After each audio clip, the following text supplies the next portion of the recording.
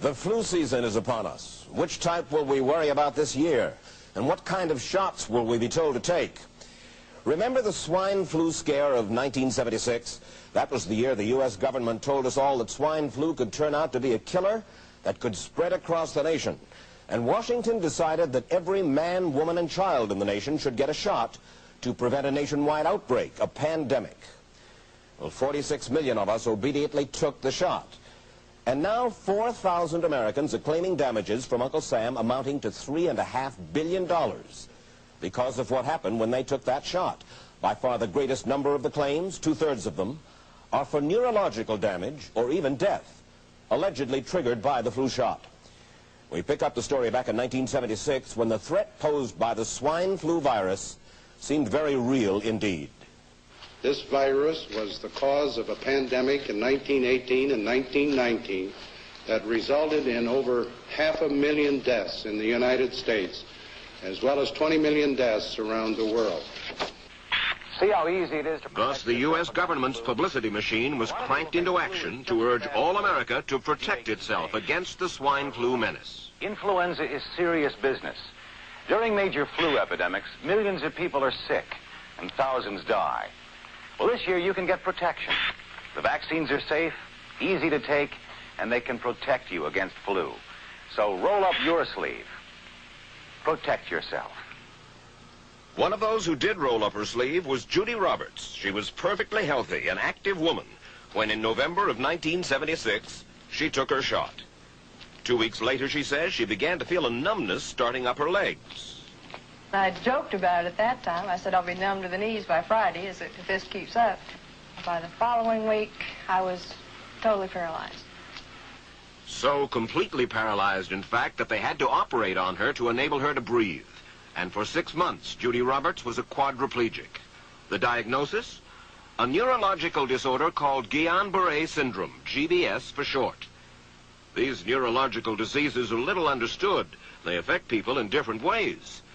As you can see in these home movies taken by a friend, Judy Roberts' paralysis confined her mostly to a wheelchair for over a year. But this disease can even kill. Indeed, there are 300 claims now pending from the families of GBS victims who died, allegedly as a result of the swine flu shot.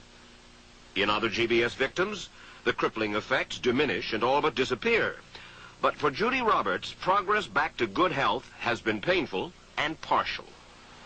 Now, I noticed that your smile, Judy, is a little bit constricted. Yes, it is. Is it different from what it used to be? Very different. I have a greatly decreased mobility in my lips. And I can't drink through a straw on the right-hand side. I can't blow out birthday candles. I don't whistle anymore, for which my husband is grateful. It may be a little difficult for you to answer this question, but have you recovered as much as you are going to recover? Yes, this is it. So you will now have a legacy of braces on your legs for the rest of your life? Yes, the weakness in my hands will stay and the leg braces will stay. So Judy Roberts and her husband have filed a claim against the U.S. government. They're asking $12 million, though they don't expect to get nearly that much. Judy, why did you take the flu shot? I'd never taken any other flu shots, but I felt like this was going to be a major epidemic. And the only way to prevent a major epidemic of a really deadly variety of flu was for everybody to be immunized. Where did this so-called deadly variety of flu, where did it first hit back in 1976? It began right here at Fort Dix in New Jersey in January of that year when a number of recruits began to complain of respiratory ailments, something like the common cold. An Army doctor here sent samples of their throat cultures to the New Jersey Public Health Lab to find out just what kind of bug was going around here. One of those samples was from a Private David Lewis who had left his sickbed to go on a forced march.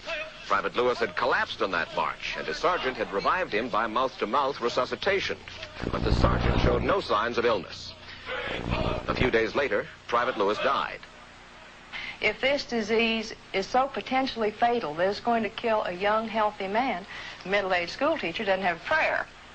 The New Jersey lab identified most of those soldiers' throat cultures as the normal kind of flu virus going around that year, but they could not make out what kind of virus was in the culture from the dead soldier and from 4 others who were sick. So they sent those cultures to the Federal Center for Disease Control in Atlanta, Georgia for further study. A few days later, they got the verdict: swine flu. But that much publicized outbreak of swine flu at Fort Dix involved only Private Lewis, who died, and those 4 other soldiers who recovered completely without the swine flu shot. If I had known at that time that the boy had been in a sick bed, got up, went out on a forced march, and then collapsed and died, I would never have taken a shot. The rationale for our recommendation was not on the basis of the death of a single individual, but it was on the basis that when we do see a change in the characteristics of the influenza virus, it is a massive public health problem in this country. Dr. David Senser, then head of the CDC, the Center for Disease Control in Atlanta, is now in private industry. He devised the swine flu program, and he pushed it. You began to give flu shots to the American people in October of '76. October 1st. By that time, how many cases of swine flu around the world had been reported? There had been several reported, but none confirmed. There had been cases in Australia that were reported by the press, by the news media. There were cases in... None confirmed. Did you ever uncover any other outbreaks of swine flu anywhere in the world? No. Now, nearly everyone was to receive the shot in a public health facility where a doctor might not be present. Therefore, it was up to the CDC to come up with some kind of official consent form, giving the public all the information it needed about the swine flu shot. This form stated that the swine flu vaccine had been tested. What it didn't say was that after those tests were completed, the scientists developed another vaccine, and that was the one given to most of the 46 million who took the shot. That vaccine was called X53A. Was X53A ever field tested? I can't say. I would have to... It wasn't. I don't know. Well, I would think that you're in charge of the program. I would have to check the records. I haven't looked at this in some time. The information form, the consent form, was also supposed to warn people about any risks of serious complications following the shot. But did it? No, I had never heard of any reactions other than a sore arm, fever, this sort of thing. Judy Roberts' husband, Gene, also took the shot. Yes, I looked at that document. I signed it. Nothing on there said I was going to have a heart attack or I'd get Guillain-Barré, which I never heard of. What if people from the government, from the Center for Disease Control, what if they had indeed known about it? What would be your feeling? They should have told us. Did anyone ever come to you and say, you know something, fellas? There's the possibility of neurological damage if you get into a mass immunization program? No. No one ever did? No. Do you know Michael Hatwick? Yes. Mm-hmm. Dr. Michael Hatwick directed the surveillance team for the swine flu program at the CDC. His job was to find out what possible complications could arise from taking the shot and to report his findings to those in charge. Did you know ahead of time, Dr. Hatwick, that there had been case reports of neurological disorders, neurological illness, apparently associated with the injection of influenza vaccine? Absolutely. You did? Yes. How'd you know that? By review of the literature. So you told your superiors, the men in charge of the swine flu immunization program, about the possibility of neurological disorders? Absolutely. What would you say if I told you that your superiors say that you never told them about the possibility of neurological complications? That's nonsense. I can't believe that they would say that they did not know that there were neurological illnesses associated with influenza vaccination. That simply is not true. We did know that.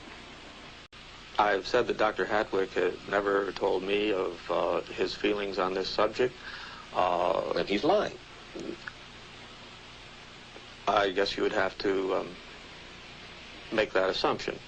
Then why does this report from your own agency, dated July 1976, list neurological complications as a possibility? I think the consensus of the scientific community was that the evidence relating neurologic disorders to influenza immunization, that they did not feel that this association was a real one. You didn't feel it was necessary to tell the people that information? I think that over the years we have tried to inform the American people as fully as possible. As part of informing Americans about the swine flu threat, Dr. Sensor's CDC also helped create the advertising to get the public to take the shot. Let me read to you from one of your own agency's memos planning the campaign to urge Americans to take the shot. The swine flu vaccine has been taken by many important persons, he wrote. Example, President Ford, Henry Kissinger, Elton John, Muhammad Ali, Mary Tyler Moore, Rudolph Nureyev, Walter Cronkite, Ralph Nader, Edward Kennedy, etc., etc. True? I'm not familiar with that particular piece of paper, but I do know that at least of that group, President Ford did take the vaccination. Did you talk to these people beforehand to find out if they planned to take the shot? I did not know. Did anybody? I do not know. Did you get permission to use their names in your campaign? I do not know. Mary, did you take a swine flu shot? No, I did not. Did you give them permission to use your name saying that you had or were going to? Absolutely not. Never did. Did you ask your own doctor about taking the swine flu shot? Yes, and at the time he thought it might be a good idea. But I resisted it because I was leery of having the symptoms that sometimes go with that kind of inoculation. So you didn't? No, I didn't. Have you spoken to your doctor since? Yes. And? He's delighted that I didn't take that shot. You're in charge. Somebody's in charge. This is your advertising strategy that I have a copy of here. Who's it signed by? This one is unsigned. But you'll acknowledge that it was your baby, so to speak. It could have been from the Department of Health, Education, and Welfare. It could be from CDC. I don't know. I'll be happy to take responsibility for it. It's been 3 years now since you fell ill with GBS, right? Right. Has the federal government, in your estimation, played fair with you about your claim? No, I don't think so. It seems to be dragging on and on and on. And really, no end in sight that I can see at this point. With respect to the cases of Guillain-Barré, allegedly... Former Secretary of HEW Joseph Califano, too, was disturbed that there was no end in sight. So a year and a half ago, he promised that Uncle Sam would cut the bureaucratic red tape for victims suffering from GBS and would pay up quickly. We shouldn't hold them to an impossible or too difficult standard of proving that they were hurt. Even if we pay a few people a few $1,000s that might not have deserved it, I think justice requires that we promptly pay those people who do deserve it. Who's making the decision to be so hard-nosed about settling? Well, I assume the Justice Department is. Griffin Bell before he left? Well, the Justice Department agreed to the statement I made. It was cleared word for word with the lawyers in the Justice Department by my HEW lawyers. And that statement said, in effect? That statement said that we should pay Guillain-Barré claims without regard to whether the federal government was negligent if they resulted from the swine flu shot. I think the government knows it's wrong. If it drags out long enough, that people will just give up. Let it go. I am a little more adamant in my thoughts than my wife is, because I told Judy to take the shot. She wasn't going to take it, and she never had shots. And I'm mad with my government because they knew the facts, but they didn't release those facts because if they had released them, the people wouldn't have taken. And they can come out tomorrow and tell me there's going to be an epidemic, and they can drop off like flies next to me. I will not take another shot that my government tells me to take. Meantime, Judy Roberts and some 4,000 others like her are still waiting for their day in court. I don't need another flu shot. I had a flu shot last year. A swine flu epidemic may be coming. Swine flu shot? Well, I don't know. I've been thinking about it. It could make you very sick. Swine flu? Man, I'm too fast today to catch me. You'll want to be protected. I'm the healthiest 55-year-old you ever seen. Hey, I play golf every weekend. Get a shot of protection. The swine flu shot. Joe brought it home from the office. He gave it to Betty and one of his kids and to Betty's mother. But Betty's mother went back to California the next day. On her way to the airport, she gave it to a cab driver, a ticket agent, and one of the charming stewardesses. At school, Joe's kid gave it to some other kids, and Mrs. Merrill got it and gave it to her husband. In California, Betty's mother gave it to her best friend, Dottie. But Dottie had a heart condition and she died. But before she died, Dottie gave it to her girlfriend, the mailman, the paper boy, and the vet when she went to pick up her chihuahua. If a swine flu epidemic comes, this is how it could spread. You'll want to be protected, especially if you're elderly or chronically ill.